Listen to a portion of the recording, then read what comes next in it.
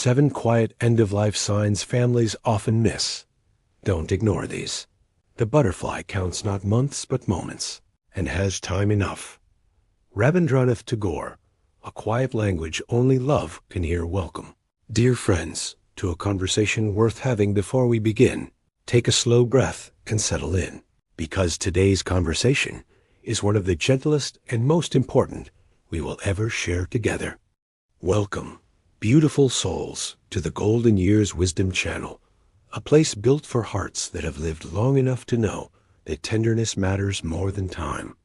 If you believe that aging deserves dignity and that love should never be afraid of hard truths, please subscribe, tap that like button, and leave a comment with the word wisdom, so we know you are here with us. Today we explore 7 quiet signals that often appear in the final season of life, not to frighten you, but to help you recognize love's last invitations when they arrive. When sleep becomes a different kind of rest, listening to the body's slowing rhythm, many caregivers notice it first in the afternoons. A parent or spouse who once stayed alert through an entire television program now drifts off before it even begins, sleeping longer each day while nights grow restless and wandering.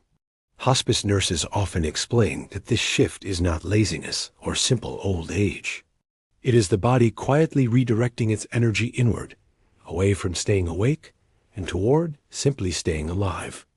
Rather than scolding a loved one for sleeping too much, try noting the pattern gently in a small journal and sharing it with their doctor if it stretches beyond a week.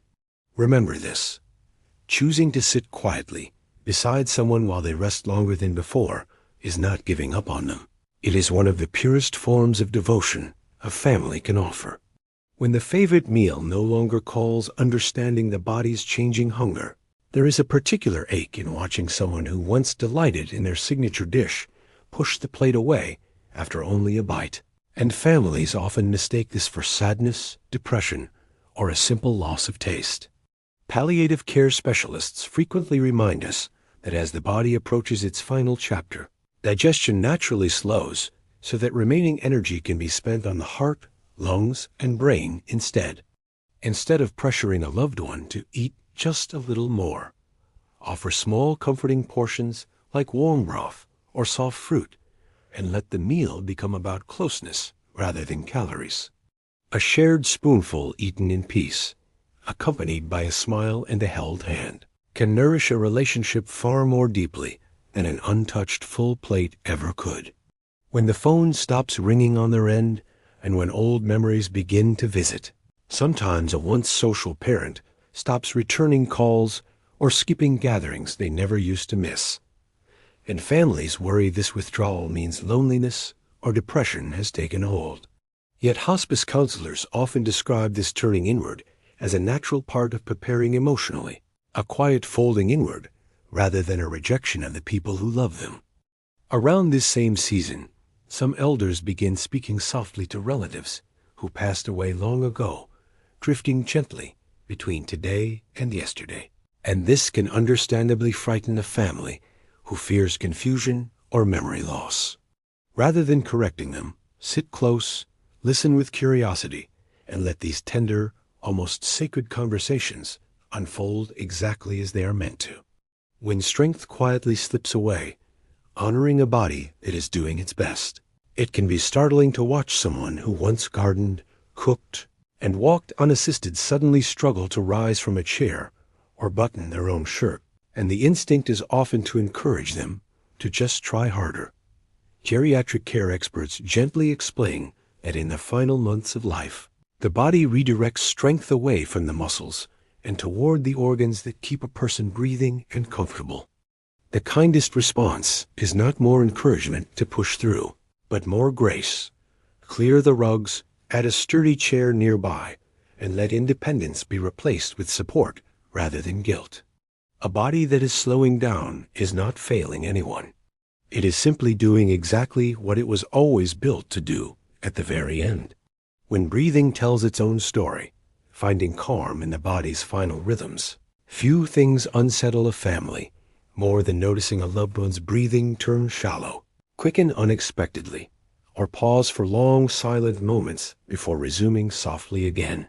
Hospice professionals describe this pattern as a normal part of the body's last adjustments, as the heart and lungs naturally begin working less efficiently in the final weeks of life. Rather than rushing into panic or unnecessary intervention, dim the lights, prop pillows beneath their head, and let a soft breeze from an open window bring quiet comfort to the room. Sitting calmly through these changing breaths, hand in theirs, is often the most loving and steadying gift a family member can give. When the heart wants to make things right, a final gift of letting go.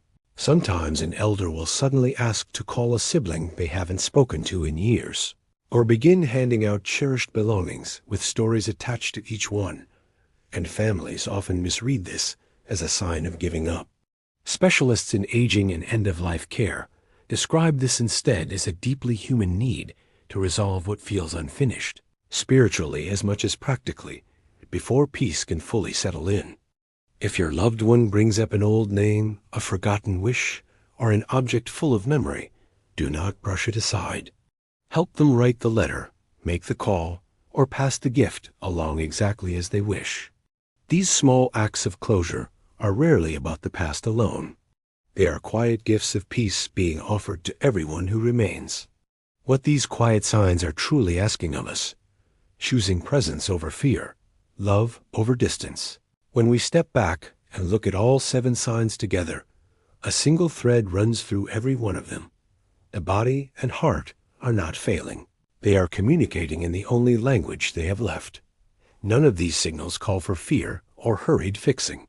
Each one is simply asking the people nearby to slow down, notice, and stay close. If someone in your life is showing these quiet signs, know that holding their hand, sitting in comfortable silence, or simply staying in the room can matter more than any words ever could. As Henry Scott Holland once wrote in comfort to the grieving, "Death is nothing at all. I have only slipped away into the next room."